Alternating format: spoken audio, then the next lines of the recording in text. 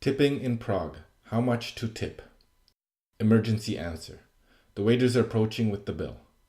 Confirm whether the tip is included in the bill. If not, then tip 10% to 15%. In case the taxi driver is waiting for you to tip him, if you agreed on price before you got in, then no need to tip. Otherwise, you can round up and tip 10%. Communism proves tipping is a good thing. Before 1989, communism ruled the land. Everybody worked willingly to make the state a better place for their comrades. Naturally, there was no need for tipping. Waiters served food and drink because it was their lot in life. It was what they were put on this earth to do. They went to school and studied the art of tray balancing and fake smiling. After graduation, they received a bow tie and dependable paycheck. A waiter worked hard because the harder he worked, the better the state would be. A satisfied patron was his greatest reward. He did not want or need a tip. A thumbs up from a satisfied comrade was the only tip he required. At least that's how it was supposed to work. What the communist system of rewards neglected to account for was the annoying fact that waiters are human. How does a human act if you brand them a waiter for life, give them a set salary, and compensate hard work with pats on the back? The great communist experiment proved that because they are human, they become terrible waiters. Without tips to encourage good service and with a set monthly paycheck, the incentive is to become a bitter and unpleasant waiter. The main objective on the job becomes to ensure an empty restaurant. A common experience from the days before tips. The waiter is slow to take your order, either hiding in the kitchen or on his third smoke break. When he finally comes around, he fidgets with the pencil and rolls on his heels to make it clear that you are wasting his time. When you are ready to pay the bill, he would promptly disappear into the kitchen. He would rather that you do not pay the bill because when you leave, he will have to clear the table and make room for the next guest, forcing him to go through the whole process of serving again. Fortunately for you and your eating experience, communism was ousted and tipping is now the norm. Waiters greet you, smile at you, and display concern with your level of satisfaction. It's phony, but the waiter knows that if his act is believable enough, you will reward with a tip. Who to tip and how much? Before we discuss the details of tipping, it would make things simpler if you knew how much Czech crowns are worth. Roughly, 20 crowns is $1, 100 crowns is $5, 500 crowns is $25. Tip a waiter.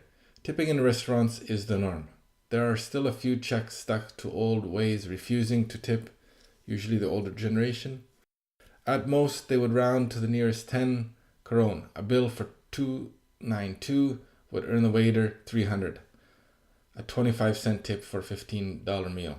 The waiter frowns but gets satisfaction contemplating that this non-tipper belongs to the oldest generation and will soon be gone.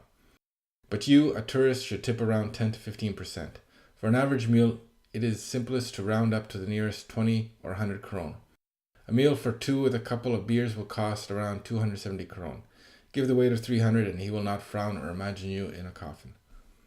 It is not customary to leave a pile of bills and coins on the table. When the waiter comes to collect, he will show you the bill and you will hand him the money including tip and say, "Děkuji," thank you. If you do not have change and you are feeling adventurous, for a 270 Kron bill, you can give a 500 Kron bill and say, "Čista," 300, the total including tip. He will take that to mean that you want 200 Kron in change. Tip a taxi driver. Taxi drivers have a bad reputation in Prague. They deserve it. In 2010, a study was done to determine how much taxi drivers charge for a ride from the airport to city center. Half the taxi drivers overcharged. A taxi ride from the airport to city center should cost around 600 Kron. A few taxi drivers have charged tourists 500 Kron. After many complaints for tourists, the city started to listen and did a few things to ratify the problem. When you step out of the airport, you will notice a special place for official Prague taxis. These taxis have a fixed price for special destinations in the city center. No haggling or surprises. Just check the sign for the destination where you want to go, and it will tell you how much the taxi ride costs. All around the city are designated taxi stops with a sign describing how much you should pay from one destination to another. For example, if you want to go from the main train station to the airport, simply check the sign and it will tell you how much you should pay. When the taxi arrives, confirm with the driver the price. Of course, if you hail your own taxi from some random street at 3 a.m., you are at the taxi driver's mercy. Enter at your own risk. Since the prices from the airport to city center are fixed, you do not necessarily need to tip from the airport. But if you are in a giving mood, 10% is an acceptable tip. Try to round it up to the nearest 20 kron or 50 kron. If the bill is 380 kron, then pay 400 kron. If the bill is 660 kron, pay 700 kron. Tip a porter. I've never been in a Prague hotel, so I've never needed the services of a porter. But I hear an acceptable tip for lugging your luggage is 40 kron. The tip is included in the bill. Avoid these restaurants. In tourist zones, there are restaurants that attempt to remove confusion by automatically adding the tip to the bill. Usually when you enter the restaurant, there is a sign stating the practice and the tip is written on the bill. This practice is supposed to solve two problems. Eliminate the need of the confused and uncertain tourist trying to figure out how much to tip, and protect the establishment from stingy tourists who assume there is no tipping in Prague. You might think that this is a good practice. All the hard calculations are done for you. But unfortunately, there is a major drawback with the tip included in the bill. If communism has taught the world anything, it is that guaranteeing a waiter a set wage results in poor service. Because the waiter does not need to work for tip, there is no motivation to make you happy. At these places, you have to tip regardless of the service level, and the worst part is that he knows that you, a tourist, will never come back, so he does not need to worry about losing a returning customer. You have a choice to make. Do you want the simplicity of having the tip calculated for you and poor service, or would you rather go somewhere where you can reward the waiter based on service?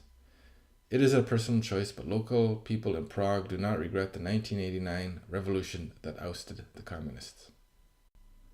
Thanks for listening. I hope you found this helpful, and visit pragueczechtravel.com for more of the same. Goodbye.